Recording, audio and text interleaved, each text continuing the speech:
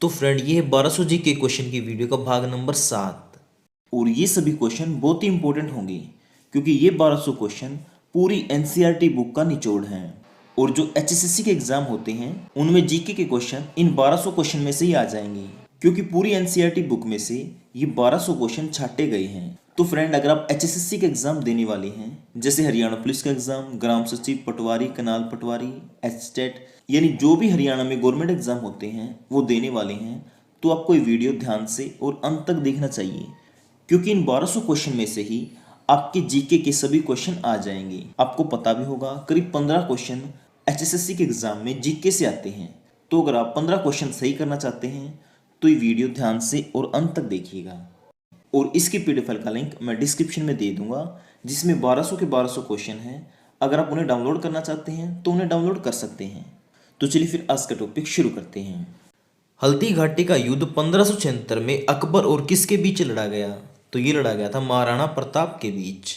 सिरका में कौन सा अमल होता है? एसिटिक अमल। कोशिका की खोज किसने की थी? ये की थी रॉबर्ट हुक ने। कब? 1665 में। रेड डाटा बुक में किसका विवरण है? संकटापन पादप और जीव जंतुओं का। कृष्णदेव राय किसके समकालीन थे? ये थे बाबर के। भारत और पाकिस्तान का विभाजन किस योजना के तहत हुआ? ये हुआ था माउंटबेटन योजना के तहत। गीता रहस्य नामक ग्रंथ किसके द्वारा लिखा गया? तो ये लिखा गया बाल गंगाधर तिलक के द्वारा। गौतम बुद्ध ने प्रथम उपदेश कहाँ दिया? ये दिया था सारनाथ में।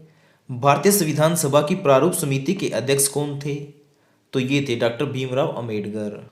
भारतीय सब्जी शोध संस्थान कहाँ स्थित है? यह वाराणसी में। विद्युत का सबसे अच्छा सुचालक क्या है? ये है चांदी। कामसूत्र के लेखक कौन है? ये है वात्स्यायन। मानव शरीर की सबसे छोटी अंतःस्रावी ग्रंथि कौन सी है? ये है पीयूष ग्रंथि।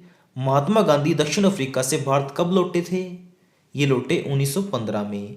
किस संविधान संशोधन को मिनी संविधान भी कहा जाता है? तो ये कहा जाता है 42वें संविधान संशोधन को, जो कि हुआ था 1976 में। अरावली पर्वतमाला की सबसे ऊंची चोटी कौन सी है? ये है गुरु शिखर।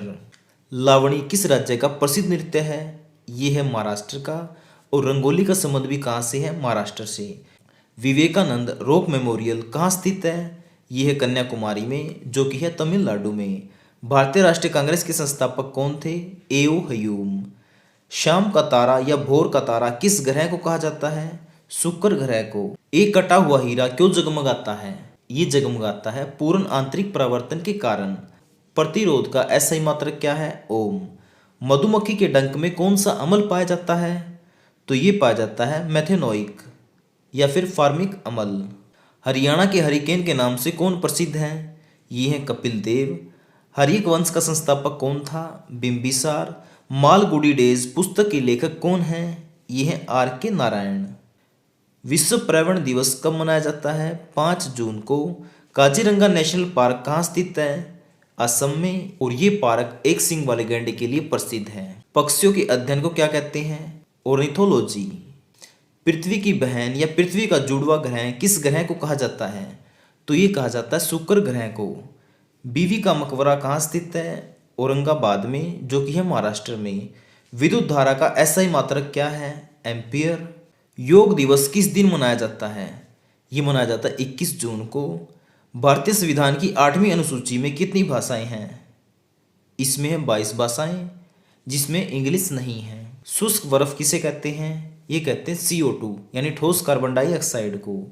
सत्यशोधक समाज की स्थापना किसने की थी? ये की थी ज्योतिबा फुले ने। कब? 1873 में। मानव शरीर की सबसे बड़ी हड्डी कौन सी है? ये है फीमर, जो कि पाई जाती है झांग में। भारत के समुद्री मार्ग की खोज किसने की थी? वास्को डी गामा ने। कब? 1498 में। जो वास्को डी गामा है ये सबसे पहले आया था कालीकट में। साइमन कमीशन भारत कब आया? 1928 में। गुलाम वंश की स्थापना कब हुई? 1206 में। किसने की? कुतुबुद्दीन ऐबक ने। महात्मा गांधी के राजनीतिक गुरु कौन थे? गोपाल कृष्ण गोखले। हुमायूंनामा किसके द्वारा लिखी गई? गुलबदन बेगम के द्वारा। सवेज नहर किसको जोड़ती है? ये जोड़ती है लाल सागर को भूमध्य सागर से। प्रकाश वर्ष किसका मात्रक है? ये है दूरी का। एक अंतरिक्ष यात्री को अंतरिक्ष में आकाश कैसा दिखाई देता है? तो ये दिखाई देता है काला। दीन ए इलाही धर्म किस दीन ए इलाही दीन ए दीन ए इलाही धर्म किसने आरंभ किया था? तो ये किया था अकबर ने। कब? 1582 में। चार मीनार का निर्माण किसने करवाया था? तो ये कराया था कुतुब शाह ने। स्वामी विवेकानंद का मूल नाम क्या था? नरेंद्रनाथ दत्त। पुलकेशन द्वितीय और हर्षवर्धन के बीच युद्ध किस नदी पर लड़ा गया जिसमें हर्षवर्धन की पराजय हुई थी?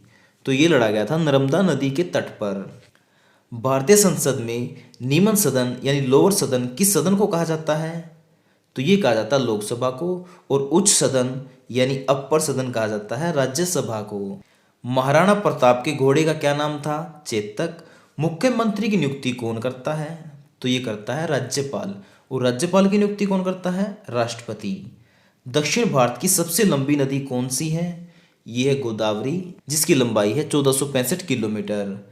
डिस्कवरी ऑफ इंडिया पुस्तक के लेखक कौन हैं? पंडित जवाहरलाल नेहरू। गौतम बुद्ध का जन्म कब हुआ था? 563 ईस्वी पूर्व। और कहाँ पे हुआ? लुम्बिनी में। और इनकी मृत्यु हुई कुशीनगर में। कब? 483 ईस्वी पूर्व। 1857 का विद्रोह कहाँ से आरंभ हुआ था? मेरठ से। 7 से कम पीएच मान किसका होता है? अम्लों का। और 7 से अधिक पीएच मान होता है अक्षारों का। सिंधु सभ्यता में विशाल स्नानगार कहाँ पाया गया है? तो ये पाया गया है मोहनजोदड़ो में। खजुराहो के मंदिर किस राज्य में स्थित है? मध्य प्रदेश में। और इनका निर्माण करवाया था चंदेल शासकों ने। ज्ञानपीठ पुरस्कार प्राप्त करने वाले प्रथम हिंदी लेखक कौन बने थे? तो ये बने थे सुमित्रानंदन पंत जी। भारतीय संसद किससे मिलकर बनती है? तो ये बनती है लोकसभा, राज्यसभा और राष्ट्रपति। वो कैसे? देखो, ये होगी लोकसभा, ये होगी राज्यसभा और ये हो गया राष्ट्रपति। सबसे पहले या तो लोकसभा में कानून पास होगा या फिर होगा राज्यसभा में। हम मान लेते पहले हो गया लोकसभा में पास कानून, फिर हो जाएगा राज्यसभा में, फिर इसके बाद जाएगा राष्ट्रपति के पास। राष्ट्रपति हस्ताक्षर करेगा, फिर जाके वो कानून पास होगा पूरी तरह से। इसलिए संसद लोकसभा, राज्यसभा और राष्ट्रपति से मिलकर बनती है। आगे आपको समझ में। दिल्ली में कुतुब मीनार का निर्माण किसने शुरू किया था? तो ये किया था कुतुबुद्दीन ऐबक ने। देखो, निर्माण तो शुरू किया कुतुबुद्दीन ऐबक ने, लेकिन इसको पूरा किसने करवाया? इल्तुतमिश ने। ठीक है। मृतकों का टीला किसे कहा जाता है? मोहनजोदड़ो को। सूर्य के सबसे नजदीक ग्रह कौन सा है? बुध। दिल्ली में स्थित लाल किले का निर्माण किसने करवाया था? शाहजहां ने। और ताजमहल का भी निर्माण किसने करवाया था? शाहजहां ने। गीत गोविंद के लेखक कौन हैं? जयदेव। और जो ये जयदेव हैं ये ना लक्ष्मण सेन की सभा में रहते थे। दूरदृष्टि दोष में कौन सा लेंस प्रयोग किया जाता है? उत्तल। निकट दृष्टि दोष में कौन सा लेंस प्रयोग किया जाता है? अवतल। अब इसको एक आसान भाषा में समझो। देखो, दूर में कितने अक्षर हैं? एक की मात्रा 2 और एक ये र 3, इसमें 3 है। और उत्तल लेंस में कितने हैं? 1 तय 2 और ल 3, इसमें भी 3 है। तो दूर दृष्टि के लिए क्या हो जाएगा? उत्तल। निकट, निकट में देखो 1 मात्रा 2 3 4, इसमें 4 अक्षर हैं। तो अवतल में देखो 1 2 3 4, इसमें भी 4 हैं। तो मतलब क्या होगा? निकट में भी 4 अक्षर और अवतल में भी। तो निकट का क्या आ जाएगा? अवतल और दूर का हो जाएगा उत्तल। अब आपको आगे ध्यान में, अगर दूर दृष्टि पूछें तो आंसर आ जाएगा उत्तल, निकट दृष्टि पूछें तो आ जाएगा अवतल। मानव शरीर की किस ग्रंथि को मास्टर ग्रंथि कहा जाता है? ये कहा जाता है पीयूष ग्रंथि को। खानवा का युद्ध किसके बीच लड़ा गया? तो ये लड़ा गया था बाबर के बीच और राणा सांगा के बीच, जिसमें बाबर जीत गया था। और ये लड़ा गया था 1527 ईस्वी में।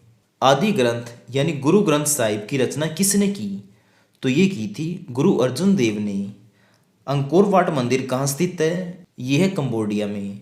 किसे आरबीसी का कब्रिस्तान भी कहा जाता है? तो ये कहा जाता है पलिया को। किस मुगल बादशाह को जिंदा पीर भी कहा जाता है?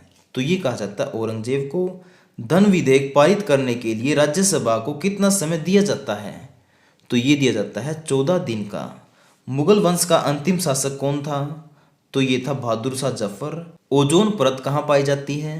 ये पाई जाती है समताप मंडल में। प्लास्टर ऑफ पेरिस का रासायनिक नाम क्या है? Calcium sulphate hydrate. सबसे तन्य धातु कौन सी है? सोना। और प्राचीन भारत में कुल कितने जनपद होते थे?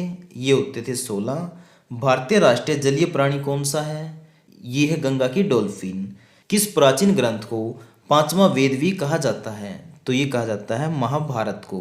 सुप्रीम कोर्ट की प्रथम महिला न्यायाधीश कौन बनी थी? तो ये बनी थी फातिमा बीबी। उच्च न्यायालय की प्रथम महिला मुख्य न्यायाधीश कौन बनी थी? ये बनी थी लीला सेठ।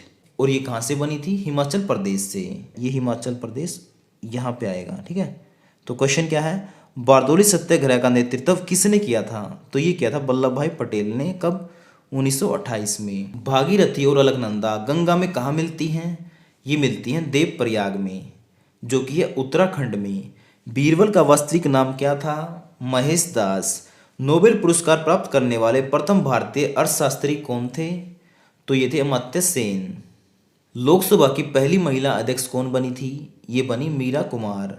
तीनों सेनाओं का प्रमुख कौन होता है? राष्ट्रपति। भारत का मानक समय क्या है? 82 डिग्री 30 पूर्व देशांतर।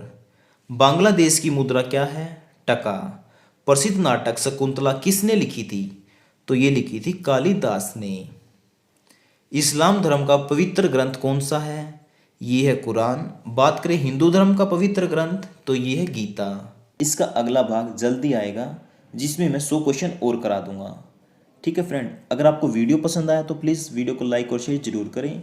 अगर आपने अभी तक भी हमारे चैनल को सब्सक्राइब नहीं किया तो प्लीज़ कर लें, क्योंकि हम इस तरह की वीडियो डेली लेके आते रहते हैं। और इसकी पीडीएफ फाइल का लिंक मैंने डिस्क्रिप्शन में दे दिया है, आप वहाँ से डाउनलोड कर सकते हैं, जिसमें मैंने कंप्लीट 1200 के 1200 क्वेश्चन करवा दिए हैं। और फ्रेंड, अगर आप हरियाणा के किसी भी गवर्नमेंट एग्जाम की तैयारी कर रहे हैं तो उसके लिए हमने कुछ नोट्स तैयार कर रखे हैं, जिनका लिंक मैंने डिस्क्रिप्शन में दे दिया है, आप वहाँ से डाउनलोड कर सकते हैं।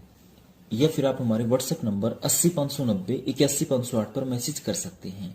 और अगर आप हरियाणा पुलिस के एग्ज़ाम की तैयारी कर रहे हैं तो हमने एक ई बुक बनाई है हरियाणा करंट अफेयर की, जिसमें पिछले 13 महीने का हरियाणा करंट अफेयर है। डिटेल में भी है, ऑप्शन टाइप भी है और वन लाइनर भी है।